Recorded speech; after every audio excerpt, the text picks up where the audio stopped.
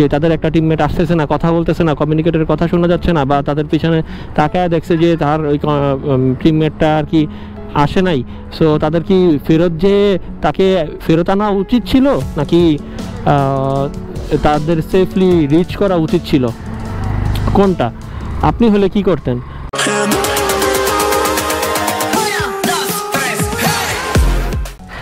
আজকে আমার ব্লগে হচ্ছে পাবেন হচ্ছে নতুন লোককে, এই যে সামিয়াকে, আর এই যে এখানে আছে বিড়ালের বাচ্চাগুলা দেখছেন? এটা আমার বক্সের মধ্যে কাহিনীটা করছে, আমার বক্সের মধ্যে যা থাকছে এবং আমার হচ্ছে আরেকটা বক্স আছে, সেই বক্সের মধ্যে যায় তাদের এই বাচ্চাগুলো যায় আবার রাখছে। বাচ্চাগুলোর এখনো চোখই ফুটে নাই।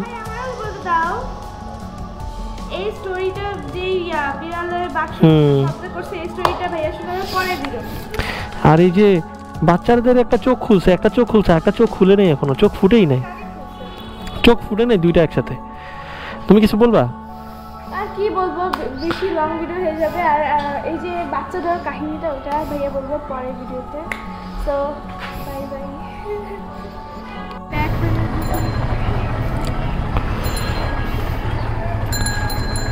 আজকে সামিয়া আছে আমার সাথে, ওই যে পিছনে।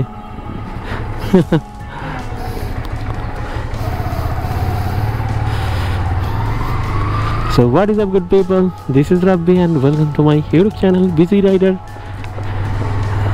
So কেমন আছেন সবাই? আশা করি ভালো আছেন। সো আজকে আপনাদের সাথে একটা ইন্টারেস্টিং একটা বিষয় শেয়ার করব। কাহিনী হচ্ছে হলো মানে ছিনতাইকারীদের ধরার কাহিনী। যাইতেছিলাম বান্দরবানের দিকে। সো বান্দরবানের দিকে যখন ট্যুরে যাচ্ছিলাম, সো তখন চিন্তা হচ্ছিল যে মানে আমাদের উদ্দেশ্য ছিল যে একটা রিসোর্টে যাব, মানে হাইওয়েতে আর কি যা হয়। সো পরে দেখতেছিলাম একটা জায়গায় আর কি জটলা পাকায় বসে আছে মানুষজন। সো কি হয়েছে বুঝিও নাই। তো হাইওয়েতে এগুলো হয়, মানে লং রাইডে গেলে অনেক জায়গায় অনেক কিছুই চোখে পড়ে, কিন্তু সেগুলোর দিকে আর কি কান দিতে হয় না। তারপরও তখন কেন জানি কান দিছিলাম, যে কারণ আমরা তো ছিলাম 2-3টা বাইক ছিলাম। সো পাশাপাশি দেখতেছিলাম একটা লোক, মানে 2-3 জন লোক আর কি জটলা বেঁধে আর কি ঝগড়া করতেছিল। তো পাশাপাশি আবার দেখাইতেছিল যে ওই লোকটার কিছু একটা হয়তো চুরিমুরি করে নিয়ে গেছে, এমন একটা কিছু শুনলাম। পরবর্তীতে হইলো কি, পরে এই কথা শোনার পরে মানে একটু সামনে যেয়ে দেখতেই দেখলাম যে একটা লোক দৌড়াদৌড়ি করতেছে, মানে দৌড় দিতেছে। পরে বলতেছিল যে পাশ থেকে বলতেছিল যে মানে ছিনতাইকারী চুরি করে দৌড় দিছে। পরে এখন আমরা মানে 2টা বাইক ছিলাম সাথে, মানে 2টা বাইক একদম রেডি পুরা, যে আমরা ওরে ধরবই। 3 জনের মধ্যে 2টা বাইক আর কি রেডি পুরা, ধরবই। পরে এমন টান দিলাম রে ভাই, পরে ইয়ার সামনে যায় পুরা ফিল্মি স্টাইলে ওই ছিনতাইকারী যায় ধরলাম, মানে সামনে যায়। তো পরে মানে মনে হইতেছিল যে ফিল্মি স্টাইলে ধরছি, বিষয়টা এমনই মনে হয়েছে তখন। তো পরে ধরলাম, ধরার পরে মানে ব্যাগটা ফেলে এখন সে ছিনতাইকারী আর কি এখন নিজের জীবন নিয়ে পালানোর জন্য চেষ্টা করতেছে। পরে এখন সেই ছিনতাইকারী কি আর পালাইতে পারে? পরে এখন ওই ব্যাগ রাখেই তার এখন জীবনের এখন চিন্তা, পরে ছিনতাইকারীদের ধরবো কি। তারপরে আমরা ধরতে পারি না, ধরছে হচ্ছে আশেপাশের জনগণরাও দৌড়ায় আসতেছিল। পরে ওনারা ধরছে আর কি, পরে বলার কারণে পরে ওনারা ধরছে। পরে ধৈরা তো পুলিশের ফোন দিয়ে পরে আনায়া পরে ওর পুলিশে সোপর্দ করা হইতো পরে আর কি। তো আর ওই মহিলা না কার একটা ব্যাগ ছিল, সো ব্যাগটা নিয়ে টান দিয়ে দৌড় দিছে। পরে ওই মহিলাকে আর কি ব্যাগটা আর কি হস্তান্তর করে দেওয়া হয়েছে। তারপরে হচ্ছে মহিলাটা আর কি আবেগী সুরে আমাদেরকে থ্যাংক ইউ বললো। সো আমাদের যারা বাইকাররা আছে, মানে যারা আর কি রাস্তাঘাটে অনেক কিছু দেখে আর কি আমরা এড়িয়ে চলে যাই, তাই আসলে আমাদের ছোট ছোট বিষয়গুলোতে আর কি যদি একটু কি বলে একটু মানে কনসেন্ট্রেট করি আমরা, বা মানুষের কাজে যদি আগায় আসি, তাহলে কিন্তু আমাদের মানে সব কিছুই আর কি ভালো হয়। কারণ একটা মানুষের বিপরীতে তো মানুষই আগায় যাবে। সো আর ছিনতাইকারীর একটা উচিত একটা শিক্ষা হয়েছে যে আসলে ছিনতাই রাহাজানি মারামারি কাটাকাটি এইগুলো করে আর কি মানুষ কখনো পার পাবে না, যদি আমরা সবাই সবার জায়গা থেকে আর কি সচেষ্ট থাকি। সো এটাই ছিল। আর আরেকটা জিনিস হচ্ছে মানে এটা ছিল একটা কাহিনী যে ছিনতাইকারীর কাহিনীটা ছিল এমন। আরেকটা কাহিনী ছিল হচ্ছে যখন লং রাইডে যখন মানুষ আমরা বাইকাররা যখন লং রাইডে যায়, গ্রুপ ট্যুরে যায়, তখন কিন্তু অনেক মানে গ্রুপ ট্যুরে গেলে ম্যাক্সিমাম সময় আর কি এই হ্যাসেলটা পোহাইতে হয়, গ্রুপ ট্যুরে এই প্রবলেমটা বেশি হয়। সো গ্রুপ ট্যুরের কাহিনীটা হলো যে সবার লাস্টে থাকে দেখবেন যে ডাকাত দলরা বা ছিনতাইকারীর দলরা এই লাস্টের যে বাইকটা থাকে তাকে অ্যাটাক করে। আর তাদের আগে থেকেই একটা ইয়ে থাকে যে টার্গেটে থাকে যে তারা কয়টা বাইক নিয়ে আর কি তারা ট্যুর করতেছে বা এমন একটা ইয়ে থাকে, হয়তো তাদের কাছে ইনফরমেশন থাকে। সো এদিকে খেয়াল রাখবেন যখন ট্যুরে যাবেন তখন সবার লাস্টে যাকে রাখবেন সে যেন মানে একটু প্রপারভাবে আর কি সে কি বলে মানে পুরা টিমটাকে যেন লিড দিতে পারে, একদম সামনে যে লিড দিচ্ছে তার সাথে যেন একদম ডিরেক্ট কমিউনিকেশন বা তাদের মতোই ভালো একজন যেন কমিউনিকেট ওইভাবে করতে পারে যা বা যোগাযোগে আর কি যেন থাকতে পারে। সো এই আর কি অবস্থা। আর না হলে কিন্তু যে কোনো বিপদের সম্মুখীন হইতে পারে। সো এই বিষয়গুলো আর কি খেয়াল রাখতে হয়। আর গ্রুপ ট্যুর কাদের সাথে করতেছেন, যদি আননোন কারোর সাথে গ্রুপ ট্যুর করেন তাহলে কিন্তু আপনার প্রচুর হ্যাসেল পোহাইতে হবে।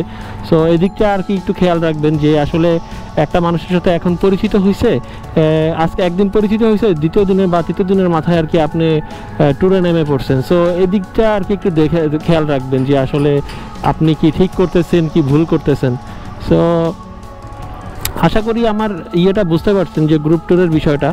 যখন গ্রুপ ট্যুরে বের হবেন তখন গ্রুপ ট্যুরের তো কাহিনীটা বললাম যে আপনার নন কাউকে নিয়ে বের হবেন, আর আদারওয়াইজ আপনি যদি বের হন তাহলে কিন্তু প্রচুর হ্যাসেল পোহাইতে হবে। এবং দেখা যায় যে হচ্ছে আপনি গ্রুপ ট্যুরে বের হয়েছেন যে আপনার একটা স্পট ভালো লাগছে, যেই স্পটটাতে আপনার মানে থেমে আর কি একটা ধরনের একটা একটা ইন্ট্রো যা ধরনের যারা আমরা ব্লগিং করি তো তাদের তো বিভিন্ন জায়গায় ভালো ভালো একটা স্পট দেখলে, ভালো কোনো স্পট দেখলে সেই স্পটে আর কি নেমে আপনার একটু কিছু কথা বলে বা শ্যুট টুট করার একটা ব্যাপার স্যাপার থাকে।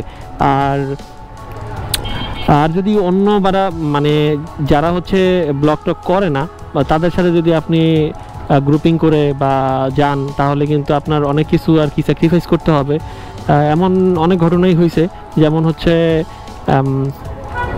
ট্যুরে গেছি যে আমার একটা স্পট ভালো লাগছে, কিন্তু ওই স্পট বলতেছে যে আরেকজন বলতেছে যে ওই সামনে আরেকটা ভালো একটা স্পট আছে, সো ওইখানে যাই আমরা এই জিনিসটা করব, তোর শ্যুটটা ওইখানে করিস। কিন্তু দেখা যাচ্ছে যে ওইখানে আসলে যেখানের আমি যেটা বলছিলাম ওইখানের মতো মানে এত সুন্দর জায়গা হয়তো সামনে আর পাবো না, বা এমন হয়েছে আর কি, এমন হয়েছে দেখেই বললাম। সো আপনি এমন কারোর সাথে ট্যুর করবেন যার সাথে আপনার মানে বেশি ফ্রি এবং আপনার ট্যুরটা যেমন আপনার ট্যুরটা যেন একদম একটা ভালো একটা ট্যুর হয়, অ্যাডভেঞ্চারাস একটা ট্যুর হয় এবং আপনার মানে ভালো মন্দ বুঝে, যেমন বিপদে পড়লে যেন ফেলে চলে না আসে এমন একটা ঘটনা, যে বিপদে পড়লে যেন ফেলে চলে না আসে এমন একটা ঘটনা আছে, সেটা হচ্ছে গ্রুপ ট্যুরের ক্ষেত্রে এটা হয়। দেখা যায় যে আপনারা 3টা বাইক নিয়ে গেছেন, এক ভাইয়ের ঘটনা আর কি, এক ভাইয়ের কাছ থেকে শুনছিলাম, উনি বলছিল ঘটনাটা এমন ছিল যে তারা কক্সবাজার হয়ে মানে ওই যে লেক ড্রাইভ রোডটা যেটা তারা গেছিলো হচ্ছে সেন্ট মার্টিনে। তো সেন্ট মার্টিন তখন তো হচ্ছে টেকনাফ হয়ে যেতে হতো, তো সেন্ট মার্টিন টেকনাফ হয়ে যেহেতু যেতে হতো তো সেখানে হয়েছে হচ্ছে তারা টেকনাফ পর্যন্ত গেছে, বাইকটা ওইখানে পার্কিং করে রেখে গেছে, আর ডে লং ট্যুর ছিল। সো তারা আবার ব্যাক করবে, দিনের বেলাটা সেন্ট মার্টিনে কাটানোর পরে রাতের বেলা ব্যাক করতে দিনের বেলা যদি দুপুর 2টার দিকে যদি ব্যাক করে তখন ব্যাক করার সময়টা আস্তে আস্তে বিকেল হয়ে যায়। সো 4টা-5টা বাজে, তখন আর কি তারা ব্যাক করছে হচ্ছে থেকে টেকনাফ থেকে তারা যাবে হচ্ছে কক্সবাজারের দিকে, কক্সবাজারে এসে থাকবে। টেকনাফ তো থাকার অমন মনে হয় জায়গা নাই, ছিল না তখন, আর এখন আছে কিনা এটাও জানি না, মনে হয় নাই, ওইখানে থাকার কোনো ওইভাবে ব্যবস্থা নাই। হয়তো ওই কক্সবাজারে এসে বাসের যা অনেকে হচ্ছে প্যাকেজে যেত, আর হচ্ছে অনেকে বাইক নিয়ে যেত ওইখানে রাখার জন্য ডে লং ট্যুরের জন্য। সো এমনই ছিল আর কি ঘটনাগুলা। সো পরে ওই লোকই মানে তাদের 3জন টিমমেটের মধ্যে তো আসতেছিল পরবর্তীতে দেখা গেছে যে সবাই ছিল কমিউনিকেটরে কানেক্টেড ছিল। সো কমিউনিকেটরে যেহেতু কানেক্টেড ছিল তো একজনের খবর কিন্তু আরেকজন কিন্তু অনায়াসে পেয়ে যায়। সো দেখা গেছে যে একটা টাইমে যায় সবার শেষে যে ছিল আমি যেটা একটু আগে বলছিলাম যে সবার শেষে যে থাকে তাকে বেশি অ্যালার্ট থাকতে হয়, তার গ্রুপের সাথে একই সাথে রাইড করতে হয়। আর শেষে যে ছিল তাকে আবার এই ছিনতাইকারী বা ডাকাত দল হয়তো তাকে তাড়া করতেছিল বা এমন একটা পজিশন নিয়ে আসছিল যে তারা তাকে আর কি মারবে বা এমন কিছু একটা, বা গাড়িটা রাখতে বলতেছিল যে তাদের নাকি কোনো এইভাবে গাড়ি চালান কি চাপ দিছে কিনা এমন বলে আর কি তার বাইকটা আর কি থামাইতে বলে। তো সেও চিল্লাচিল্লি শুনে, মানে বাইরে থেকে পিছন দিক দিয়ে চিল্লাচিল্লি শুনে, সিএনজি ড্রাইভার চিল্লাচিল্লি শুনে সেও আর কি থামাইছে। আর বাকিজনরা কিন্তু থামায় নাই, বাকিজনরা কিন্তু শুনছে হয়তো থামায় নাই। তো হাইওয়েতে হয় কি যে আপনি যদি কারো জন্য থামেন আর একটা নির্জন জায়গায় যদি থামেন তাহলে আপনার ক্ষতি হবে, এটা আপনি শিওর থাকেন। সো সব জায়গায় থামা যাবে না হাইওয়েতে।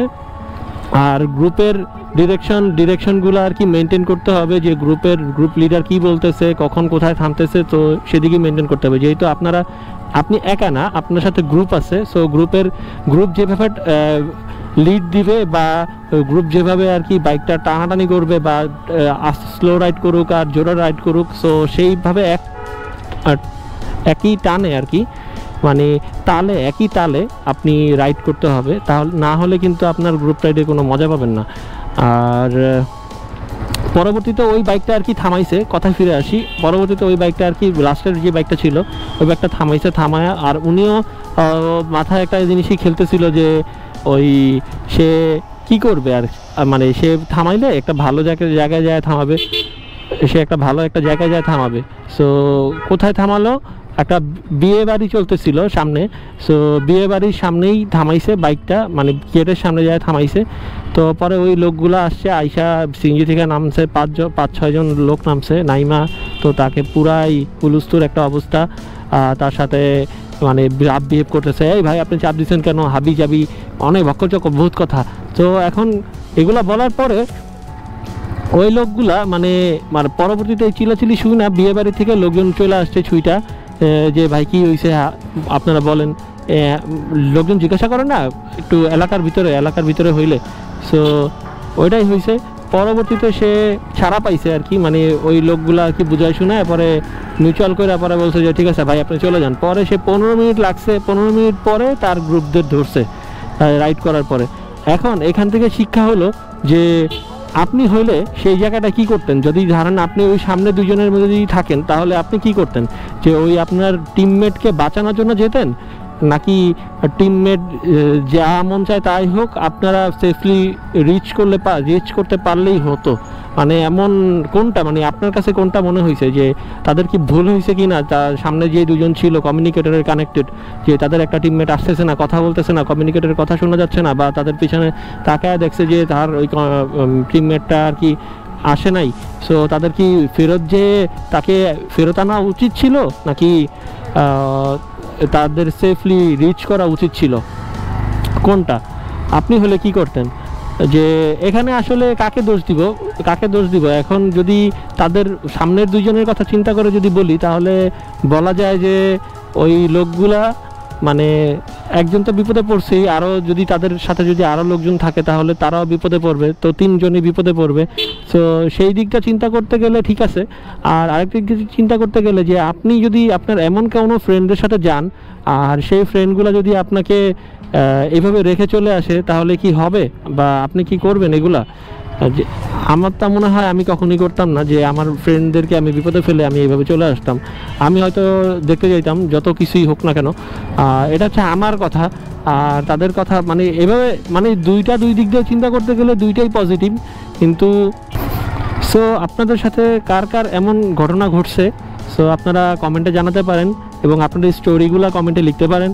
তো আমি যেটা ভালো হবে, মানে আপনাদের মধ্যে যেটা মানে একটু টাচি হবে ইনশাল্লাহ আমি সেটা নিয়ে আর কি ভিডিও করার চেষ্টা করব, বা আপনাদের কথাগুলোই আর কি আমার মাধ্যমে বলার চেষ্টা করব। সো যদি আমার ভিডিওটা কোনো একটা অংশ বা কোনো একটা পার্ট যদি ভালো লাগে থাকে তাহলে একটা লাইক দিয়ে দিন, আর যদি নতুন হয়ে থাকেন আমার চ্যানেলে তাহলে একটা সাবস্ক্রাইব তো must. So bye bye guys. Samia বলতেছে বাই বাই, ও আমার কথা শুনতেছে। সো আশা করি সবাই ভালো থাকেন, সুস্থ থাকেন। আল্লাহ হাফেজ, টাটা।